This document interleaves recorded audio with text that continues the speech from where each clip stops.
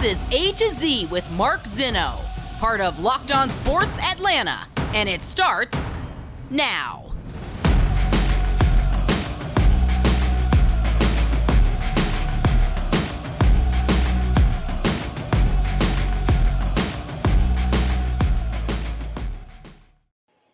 Good afternoon. Welcome to A to Z here on Locked On Sports Atlanta, where today I tell you they're not done yet. Welcome in. We are live here on this Thursday, back in the saddle, and so great to be with you. As you can tell, if you're watching here on our YouTube channel, I am refreshed. I look sprightly, and I've got a wonderful tan. So it is great to be back in the saddle with you guys. Certainly enjoy being with you after a nice vacation. And thanks to John Michaels for filling in while I was gone. Give us a follow on Twitter at LockedOnATL. Of course, you can follow me at Mark Zinno, MarkZinno. We've got a lot to do in the show here today. We're going to get into the NBA and the Atlanta Hawks and where they're going to go and what their situation looks like, because I still think there's some more to be done. And as we record this here in the middle of the day on Thursday, there could be a lot that happens by the time you're actually listening to this. So I'll keep my fingers crossed that everything is up to date. We've got college football alignment to get to. I've got an idea that's going to save both the Pac-12 and the ACC together, and why college football should take a little bit of a nod from the Live Tour. We'll get to that coming up. But I do want to start with the Atlanta Braves, and I'm reminded that this segment of our show brought to you by our good friends at BlueNile.com. But I want to start with our Atlanta Braves because they win again last night. They now won 3 in a row against the St. Louis Cardinals. They're 49-34, and they are just 2.5 games out of first. And I went back and looked at it. May 31st, they were 10.5 games out. They have made up an 8-game difference in basically 5 weeks. It's pretty impressive. If you make up an 8-game difference in the last week of August through the end of September and clinch a playoff berth or win a division, people talk about that historically, right? This team has done amazing. They have now scored more runs this year than the New York Mets have.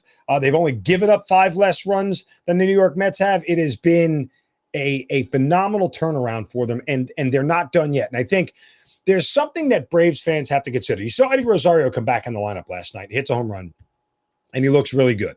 And it's a very small sample size. But I just want Braves fans to start thinking about what is in front of them. And what is up against the idea of winning back-to-back titles. Because as I've said, and I've said this repeatedly, it is not easy to win back-to-back titles. It is very, very tough. There's a reason why it hasn't happened in over 20 years. And so the Braves and Alex Anthopoulos have to be as aggressive this year as they were last year in order to win this thing. But here's the thing. Look at this roster and where they are, right? Look at this roster and the good problems that Brian Snitker has in front of him. Because when you think about this and you think about, how this team is going to continue to play, you got 5 outfielders right now. Acuna, Duvall, Harris, Rosario, and I guess Ozuna. Yes, already is on the roster, but Ozuna will play occasional outfield. He doesn't have to anymore. He can go back to being a DH. But even at that, Acuna, Duvall, Harris, and Rosario. Who's the odd man out? Right? Having a 4th outfielder like that is really, really good. Now, is Rosario willing to be the odd man out? Yeah, maybe. Who has more power? Duvall does. Who hits for better average? Maybe it's Harris at this point. Harris is going to be your everyday center fielder, right? I think we've sort of figured that out from a defensive standpoint. He's the best guy there. Although Duvall, didn't he win a Gold Glove? These are all the issues that the Braves have in front of them. And you look at the idea of how does this team get better? Now, the infield feels really set. Olsen at first. When Ozzie Albies comes back, he'll be at second. Right now it's Orlando Arcia. Riley at third, Swanson at short. But I'm going to propose something that's going to blow your mind here coming up in a little bit. But you look at the starting staff. Is it fair to say at this point in time that maybe Anderson and Morton would not be starting in the postseason? Right? Wouldn't you feel like it would be Fried, Strider, and Wright as your 3 guys right now? Because that's kind of what it feels like. Now, is there an upgrade available to that? I think there are a lot of arms out there. And what do you trust in the postseason? Do you trust Kyle Wright in the postseason? Do you trust Spencer Strider, who's never pitched in the postseason, Do you want to give the ball to Morton? How much better do you want to be? Does the bullpen continue to need to get better? There are tons of changes that you can make. And you could argue, and this is prisoner of the moment stuff, you could argue that touching the Braves right now the way they've played is a bad idea. And I get it, because they have made up a ton of ground, right? They have made up a ton of ground since the beginning of June. And you don't want to mess with that. But I would still argue, are they the best team in the NL right now? Forget record-wise for a second. Objectively, are they the best team? No. How much better are they than the Mets? Coin flip. Are they better than the Brewers? Probably. Are they good enough to beat the Dodgers? Maybe. Who knows? I mean, there's a lot of things that are uncertain at this point in time. From a numbers standpoint, the Dodgers pitching staff is a lot better than the Braves. Now, maybe some of that is because the Braves struggled in the beginning of the year, and they're just getting around to being good. The other part of this is that, getting to the postseason and getting through the postseason are two different things. Do you have enough to get through the postseason is what matters to this team. And I'm interested to see this, and I'll throw this out there real quick, and I just want you to think about it before you reject it. If there was an option to go get another high-level starter, a definitive high-level starter, where you could trade away a Charlie Morton, or maybe even an Ian Anderson, who's a lot younger, right? Trade away an Ian Anderson, and get this, folks, Dansby Swanson, whose contract is expiring. Are you content with a better high-level starter that goes in there, and Orlando Arcia plays short and bats at the bottom of the lineup where he has been, and you get better in the pitching staff? Now, losing Swanson is a tough pill to swallow, but that may happen regardless. That's the kind of aggressiveness that Alex Anthopoulos has exuded. And I'll give you a sort of flashback to where it worked for another team. You guys remember what happened in 2004? The Boston Red Sox won the World Series. Remember what they did in the middle of that season? Yeah. They sent 5-time All-Star Nomar Garciaparra to the Chicago Cubs before the trade deadline. 5-time All-Star. Nomar, the pride of the franchise at that point in time. The guy that they had built around. Nomar! And they traded him away. And what did it do? It netted a World Series. That was a team that was a game away from the World Series the year before. An extra inning game against the Yankees the year before. You could have argued they didn't need to make a single trade. They did. They got worse at shortstop and got better everywhere else. Right? They got worse at shortstop, but got better where they needed to, and it got them a World Series. It is.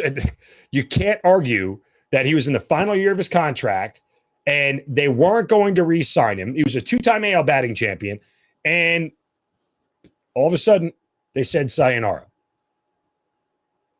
Those type of moves help win your World Series. As I said repeatedly, I enjoy GMs who go all in. I enjoy GMs who take super risks. And Anthopoulos is that guy. I'm not saying you have to agree with it right now. Just think about it, because things are going to change. The Braves are going to have another slump at some point. Why? Because baseball does that to you. And the Mets will have another shot up. Why? Because baseball does that to you. Don't think about right now. Think about what it takes to get through the postseason. All right, coming up next, the Pac-12 is on severe life support. Big 12 looking to poach away some big names. But I'm going to save the Pac-12 and the ACC. I'll tell you how I'm going to do that next.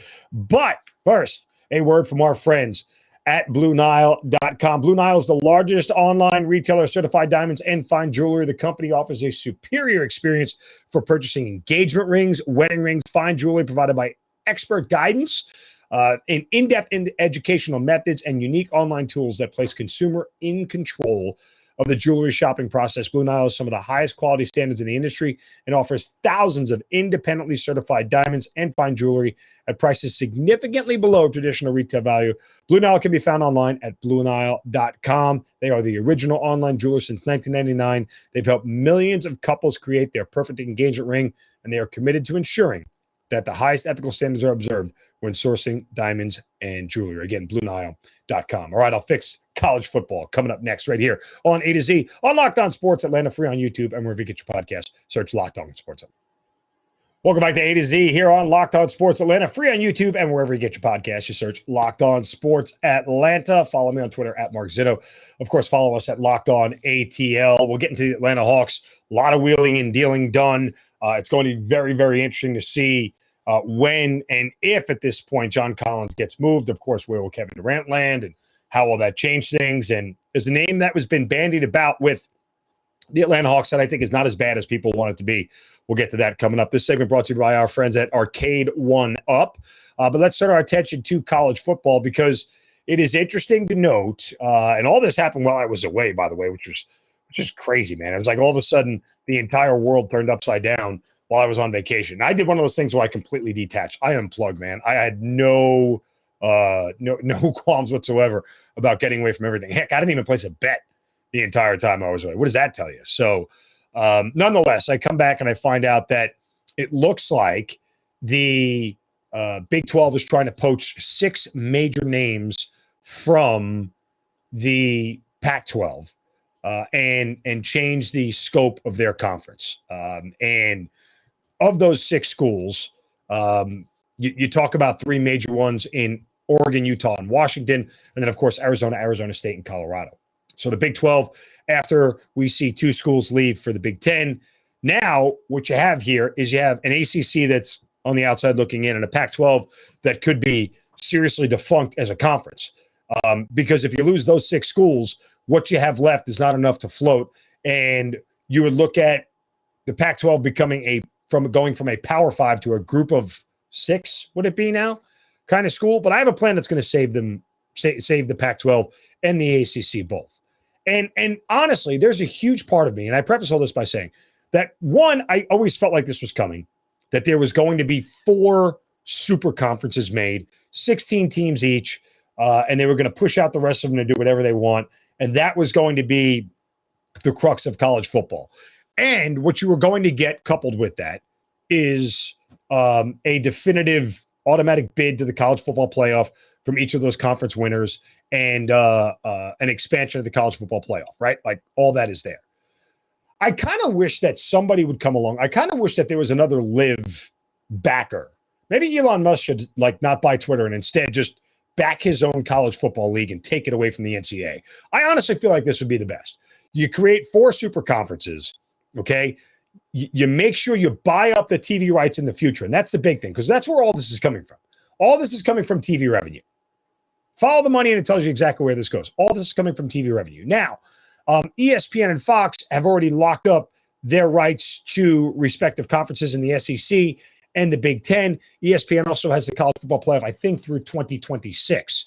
And they want to extend that, I think, into the 30s. And obviously they do for a variety of reasons. But imagine somebody else could come in and buy that television contract out. And then you'd create these 4 super conferences and you could expand the college football playoff all in the same breath and get it all knocked out and all done. And you pull it away from the NCAA, who is basically useless. All they are is a cash machine at this point in time. Money goes in, money goes out. Money goes in, money goes out.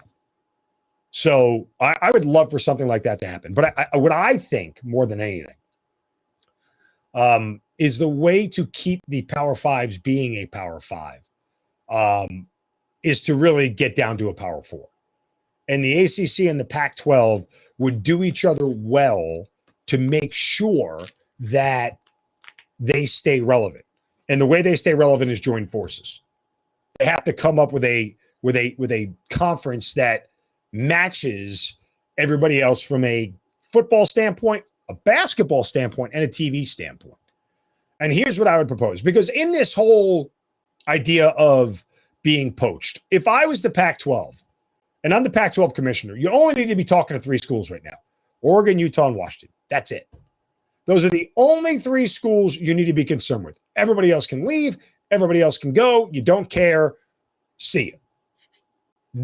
Those are the schools that they need to be looking at and talking to. If they can save those three schools and tell the Big 12, take anybody else you want. Take anybody, please. Take anybody else you want. I don't care what other six schools you want. You could take those six and be perfectly happy. Take anybody but those three, and I'll be perfectly happy. But let's get creative and do some wheeling and dealing here, because the Pac-12 ACC combo that I could pull off, ready, gets you 12 teams right now. And if you'd like to go to 14, you can, but let's just say at 12 teams, okay? If you keep Oregon, Washington, and Utah, okay, those three are important. From the ACC, these are the teams that you take. And these are 6 teams that you take that are important. You take Clemson, FSU, Pittsburgh, Miami, UNC, and NC State. And you're really only asking for UNC and NC State for the Charlotte market. That's really what you want. That's a market that's big enough that people care about.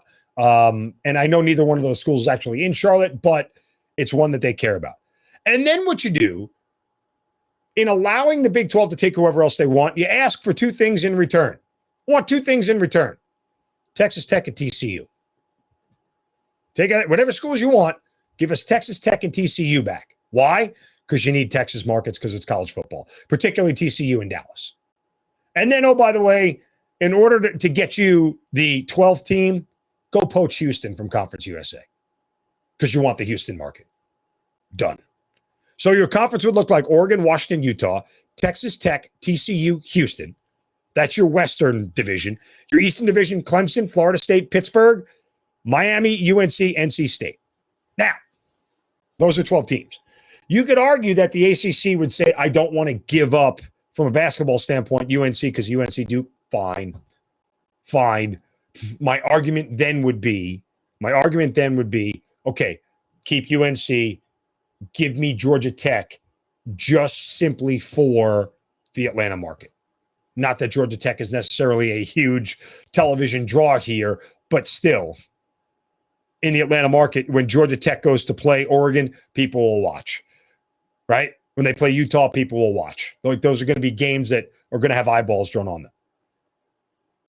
And oh, by the way, if you really wanted to, you could expand this to 14 and take Oregon State along with Oregon if the Big 12 doesn't want them, and then give me one more ACC school. Pick whoever you really want at that point in time. I'm not sure that it really matters. There's not a lot of large markets left that are viable. I mean, again, if UNC would stay, then take Georgia Tech just because it's an Atlanta market. But that's how you save it. That's your 4th conference right there. That, to me, seems like a viable option for the conference and what it does. But there's more to this, and I'll get to that in a second. First, the words from our friends at Arcade 1-Up. Boom, shakalaka, big news. The one and only NBA Jam is back. Arcade 1-Up, the leader in home retro arcade games, is not only bringing the best game ever back, but they've made it bigger than ever with a, wait for it, Shaq Edition machine. You can jump clear across the court, set the ball on fire. One of the first sports games to ever feature real and digitized NBA licensed teams. No fouls, no free throws, no quarters required. Compete with friends and family through all the new Wi-Fi leaderboards, making you more connected than ever.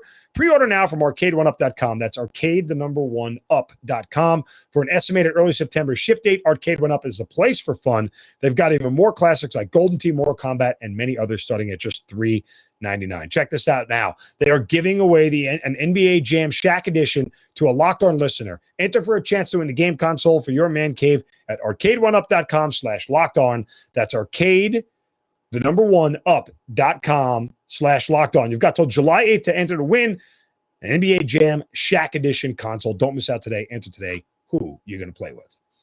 Hopefully, these 4 conferences will start to play with each other. And if you're going to do an automatic bid, it's fair that you do 4 conferences for 4 bids, and that precedes expansion.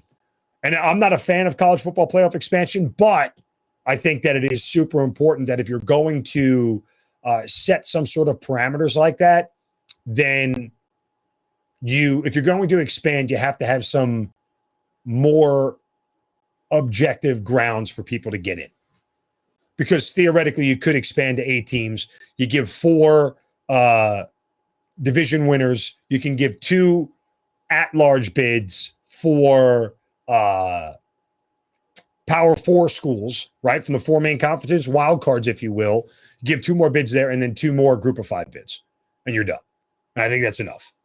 And you get to watch a group of 5 bids get their ass kicked because that's what happens when they play big schools. Just something to think about. It's all there for you. All right, coming up next, what is there for the Atlanta Hawks and the rest of the Eastern Conference? A lot will change. We'll tell you that coming up next right here on A to Z on Locked On Sports Atlanta, free on YouTube and wherever you get your podcast. Search Locked On Sports. It is A to Z here on Locked On Sports Atlanta. Final segment of the show brought to you by our good friends at Coffee AM as we turn our attention to the Atlanta Hawks and all they have going on. Now, there are a lot of moving pieces right now in the NBA, the biggest of which is what looks like Kevin Durant on the move to somewhere, and we don't even know at this point in time. Our good friend Chris Kirshner of The Athletic put the Hawks depth chart up right now as it stands. Trae Young at the point, Dejounte Murray at the shooting guard, DeAndre Hunter at small forward, John Collins at the power forward, and Clint Capella at center. Your second team, your backups, you move Murray over to point guard. Bogey comes in at shooting guard. Justin Holiday at small forward. Jalen Johnson at power forward. And Onyeka Okongwu is the backup center. So, and you notice A.J. Griffin is not part of that yet, and he's not going to be. And I would temper your expectations of what you think A.J. Griffin is going to be able to offer as a rookie. We don't really know yet. We have a lot of time to figure that out, but you know, there is a certain amount of we have to sort of figure this out first, and what everybody else is. And plus, you know, how much A.J. Griffin will play may depend on whether John Collins is here or not and what that looks like going forward. So I am curious to see if the Hawks now have pivoted and are willing to keep John Collins in a Hawks uniform. And I do hope that's true. I really do. Like, I genuinely hope that is true and that there is a certain amount of him and Trae sticking together may be best for the long term with this team. Rudy Gobert is now gone. That trade is done. He's not coming here. And the Hawks may have waited too long to execute a trade that they wanted to, or based off of what they've already given up, say we don't have anything else to package and we're not going to get enough in return for Collins that we don't want to move him at this point in time. And I think all that's fair. But I just don't think it makes sense for you know, the Hawks to still push for John Collins to be traded. At the end of the day, like, what is so bad about John Collins? What are you telling me is the flaw in John Collins? Oh, he doesn't show up in playoff games. Dear Lord, can we stop? The Hawks have been a playoff team for 2 years. Stop. Okay? Like, that's the equivalent of us writing the narrative that, well, Lamar Jackson kind of sucks in the playoffs. He's choked a lot. I mean, he's been in the playoffs twice. I don't. What do you want me to tell you, right? Like, this is not a big enough sample size to say that he's not a good playoff player. And this year, I wouldn't even count because the guy was injured. So I don't know. You know, if you're looking for big moments, I know they hit you in the face. But, you know, sometimes you don't have to look for big moments to know the quality of a player. And the aforementioned Dansby Swanson. I don't recall a lot of huge Dansby moments. I recall some really good ones. I don't recall a lot of huge ones. But for some reason, again, it's like, well, we haven't talked about shipping him out of town, so why would we? We've talked about John Collins being out here for a while now, and I'm kind of used to it, and I've kind of sold myself on the idea that it's going to happen. So, yeah, let's just get rid of John Collins because he's not that good. Like, you talk yourself into the idea that he's not that good, and I think he is. I think he's worth keeping. I think that he is not the problem with the Hawks. He's the defender that the Hawks definitely need. He's a wing player that they definitely need. He's a shooter. He's a scorer. He's a 20-10 guy. What more do you need to know? I don't want to argue about his contract and what he's worth and everything else because there are some outlandish NBA contracts out there and always have been. So I'm not even sweating that. What I am saying here is that I think he's more part of the solution than the problem. And look, if Kevin Durant ends up in Philadelphia, you're screwed regardless. Right? Because you're not winning the East. You just if he stays in the Eastern Conference and pairs with Philadelphia, if that's the rumor that's out there, and how it goes, you know, Yeah, yeah.